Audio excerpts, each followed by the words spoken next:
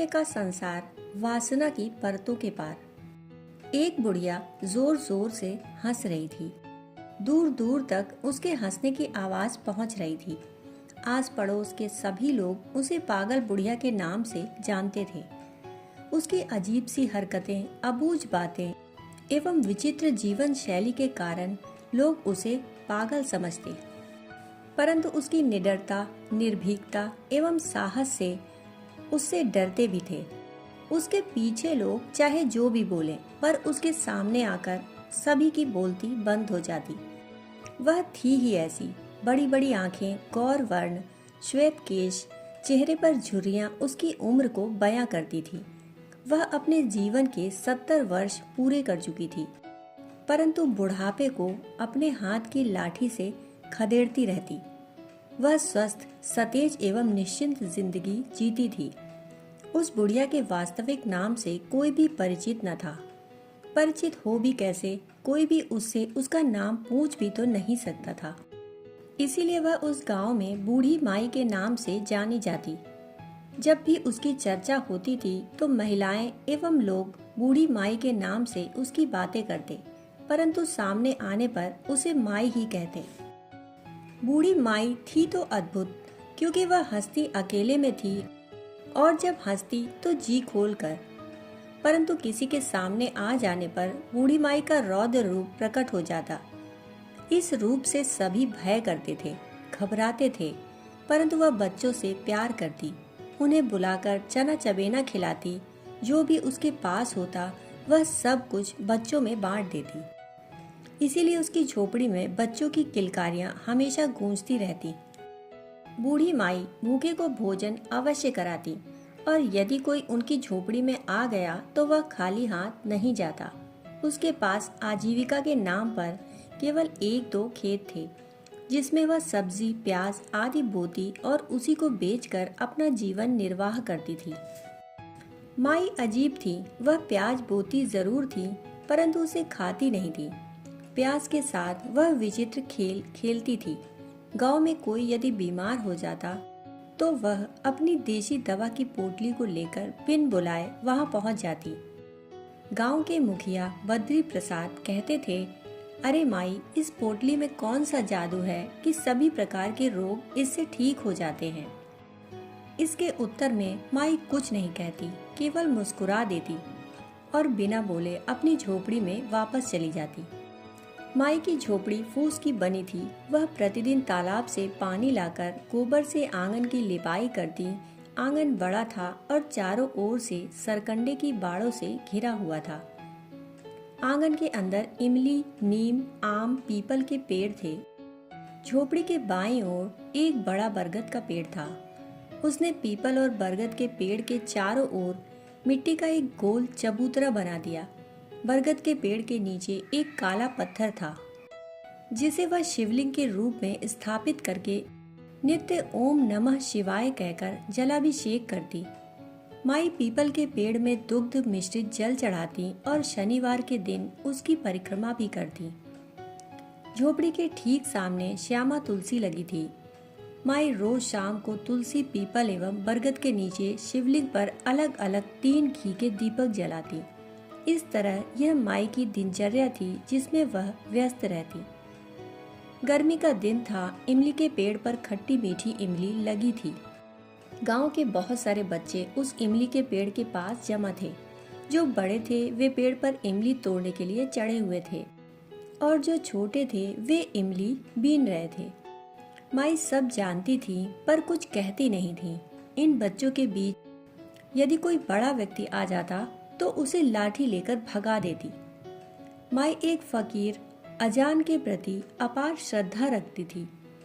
इसी अपार श्रद्धा के वशीभूत फकीर अजान यदा कदा माई की झोपड़ी में आ जाया करते।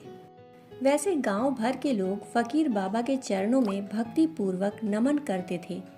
फकीर बाबा अत्यंत सेवा भावी थे, और इसी सेवा भाव के कारण लोग उन पर जान छिड़कते थे। फकीर बाबा माई को भी बड़ा आदर एवं सम्मान देते।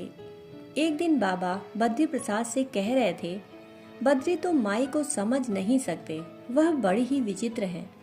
इनकी आंखें वह देखती हैं जो कोई नहीं देख सकता। वह जो बोलती हैं उसे बूझना मुश्किल है। उसे बूझने के लिए मैं भटकता हूँ, पर वह अपनी झोपड़ी में मस्त रहती हैं। बाबा माई की झोपड़ी में आए हुए थे। माई बड़े प्रेम से उन्हें भोजन परोस चुकी थीं और उनसे थोड़ी दूर बगल में बैठी थीं।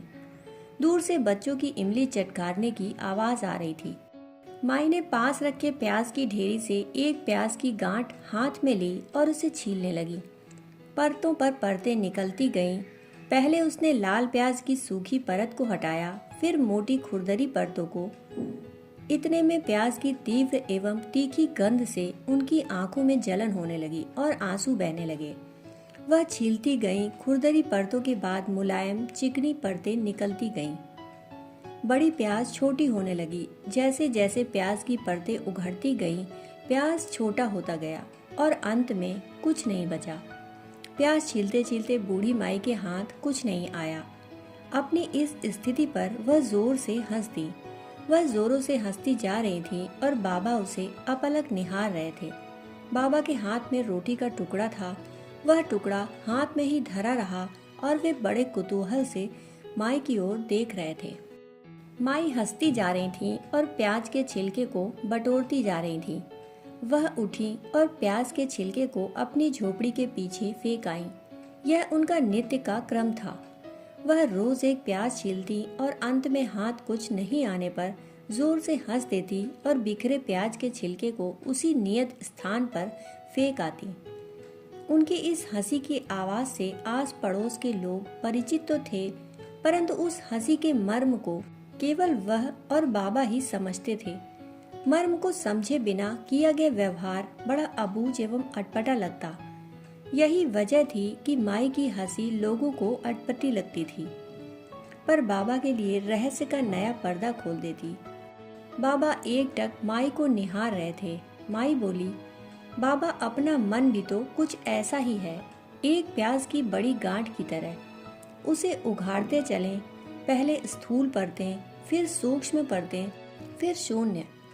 पहले विचारों की मजबूत एवं खुरदरी परतें, फिर वासनाओं की सूक्ष्म एवं कोमल परतें, फिर अहंकार की अति सूक्ष्म परतें, फिर कुछ भी नहीं। अंत में बस शून्यता शेष रह जाती है, और जहाँ शून्यता होती है वहाँ कुछ भी नहीं होता। माई ने कहा, भोजन समाप्त कर ले, बाहर अच्छी हवा चल रही है, चले पीपल के नीचे बैठते हैं। बाबा शून्यता में खो गए थे। उन्हें भोजन करने का भान ही नहीं था। शून्यता में खो जाना ही तो ध्यान है। बाबा ध्यान की गहराइयों में उतर गए थे। माई की आवाज से वह प्रकृतस्थ हुए। पत्तल में परोसे गए भोजन को समाप्त कर जूठे पत्तल को लेकर उसी प्याज वाले स्थान पर उन्होंने फेंक दिया। माई ने उनके हाथ धुलाए। माई लाठी लेकर झोपड़ी से बाहर आ गईं। बाबा भी उनके साथ हो लिए। अभी पश्चिमोन्मुख सूरज बादलों में छिप गया था, लेकिन रात का द्वार रोकने के लिए सांझ अभी तक ठहरी हुई थी। सभी बच्चे इमली लेकर चले गए थे। इमली के खाए हुए टुकड़े एवं बीज पेड़ के नीचे एवं इधर उधर बिखरे हुए थे। माई अपनी लाठी से उन्हें किनारे लगाने लगी और कहने लगी, बाबा टकराहट कहाँ है? जहाँ रंग है, रूप है, वासना है, अहंकार है, वही तो टकराहट होती है। वही तो हम आपस में एक दूसरे से उलझते हैं और उलझते ही चले जाते हैं। इसी उलझन का नाम ही तो संसार है। यह संसार सतह पर है, इसलिए हमारी आंखों से दृश्यमान है और इसे ही यथार्थ एवं सच मान बैठते हैं। परंतु यह आंखों से देखी गई बात कितनी सच है, आपने तो इस प्याज को छीलते हुए देख ही लिया। प्याज को छीला तो बचा क्या? शून्य। इसी प्रकार संसार के पार गया, रहा क्या? नीरवता। माई झाड़ू लेकर आई और पेड़ के नीचे बुहारने लगी। फिर वह बोली, बाबा सतह पर संसार के सब रंग हैं, आप हैं, मैं हूँ, परंतु केंद्र में शून्य नीरवता है। यह शून्य गहनता ही हमारा अपना वास्तविक स्वरूप है। फिर उसे आत्मा कहें या कुछ और, पर यह सच है कि विचार, वासना, अहंकार जहाँ नहीं है वही वह है जो है। इसी का बोध जिस प्रक्रिया के द्वारा संपन्न होता है वही तो ध्यान है। ध्यान क्या है? इसी शून्यता में उतर जाना ही तो है। इसी नीरवता में विलीन हो जाना ही तो है। प्याज के छिलके के समान जब मन के सभी विचार, वासना एवं अहंकार की परतें उधड़ जाती हैं तो मन निर्भार एवं शून्य हो जाता है। यह शून्यता ही हमारा स्वरूप है। जैसे जैसे मन से ये परतें उघड़ती जाती हैं, मन ध्यान के सुरम्य एवं सुनहले प्रदेश में प्रवेश करने लगता है और अंत में जब सभी परतें गिर जाती हैं तब हम अपने स्वरूप में अवस्थित हो जाते हैं। इतना बोलने के बाद माई की उन्मुक्त एवं अम्लान हंसी से वातावरण चैतन्य हो उठा। उसे सुन सांझ के अधरों में सुनहली मुस्कान भर गई और वह आरक्त हो उठी। इस हंसी से बाबा झूमने लगे, नाचने लगे, गाने लगे। माई थी कि बस वह नित्य प्रति की तरह झाड़ू लगा रही थी। माई ने अपने अंदर झाड़ू लगा ली थी। वह साफ, स्वच्छ, पवित्र हो चुकी थी। उन्हें अपना परिचय हो चुका था। बाबा भी इस शून्यता के अपूर्व सौंदर्य का बोध प्राप्त कर चुके थे। माई ने कहा, बाबा आप बड़े ऊंचे कलाकार हो, बोलते कुछ नहीं पर बुलवा सब लेते हो। ठीक ही तो करते हो। किसे बोलना और क्या बोलना है, पर मैं ही हूँ कि बड़बड़ करती जाती हूँ। बाबा की वाणी बड़ी मनमोहक थी, उसमें माधुर्य घुला हुआ था। वह बोले, इसी को सुनने के लिए तो बरबस आपके पास खींचा चला आता हूँ।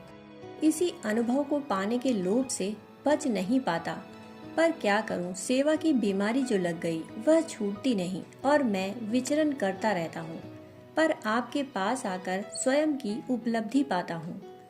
फिर बाबा मौन हो गए। माई झोपड़ी में डिब्बी जला चुकी थी तथा तीनों स्थानों में घी के दीपक जलाकर रख चुकी थी। दूर से इस झोपड़ी में दिए टिमटिमा रहे थे, परंतु इस टिमटिमाहट में सब समा गया था। शून्य एवं नीरवता व्याप्त हो चुकी थी। कहानी सुनने के लिए आप सभी का बहुत बहुत आभार। फिर मिलते हैं ऐसी ही कहानी के साथ। तब तक के लिए धन्यवाद।